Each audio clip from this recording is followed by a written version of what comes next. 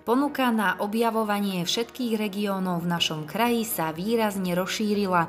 Košická župa spustila pre všetkých nadšencov cykloturistiky požičovňu elektrobicyklov Bajky. Jej pobočky nájdú v každom kúte Košického kraja, konkrétne v Drnave, Žehre, Hodkovciach, Hrabušiciach, Veľkej Lodine, na Zemplínskej Šírave, vo Viničkách či Malej Bare.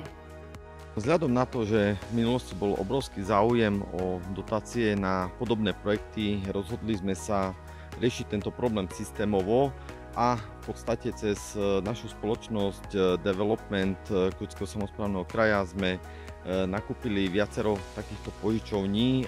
V prvej fáze kraj otvoril 7 požičovní, ale postupne budú pribúdať aj ďalšie.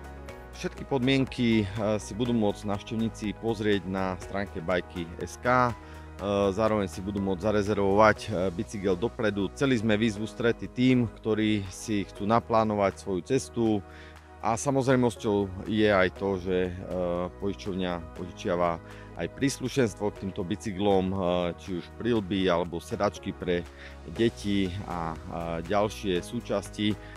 Po prvotnej testovacej prevádzke sú ohlasy verejnosti veľmi pozitívne.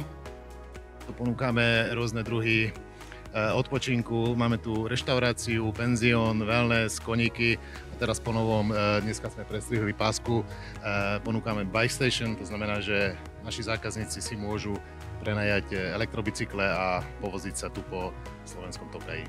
Milovníkom cyklistiky stačí, aby si svoj výlet zarezervovali. V požičovni ich už bude čakať nabitý bicykel a v prípade potreby im tu poskytnú aj servis. Ja vás teda aj v mene spoločnosti pozývam do slovenského Toskánska, do Vinohradníckej oblasti, ktorá sa veľmi progresívne rozvíja v poslednom čase na Tokaj. Vidíte, že postupne sa to buduje, sú tu ubytovania, sú tu krásne vinárstvá. My prevádzkujeme aj Tokaj Gold Winery, to znamená, že ponúkame degustácie, rôzne eventy, spoločenské udalosti. Nie len my, ale aj ostatní vinári. Je tu na čo sa pozrieť, je tu čo ochutnať, podegustovať a samozrejme zmysluplné trávenie voľného času, športové aktivity, rodinné aktivity s deťmi. Takže pozývam všetkých.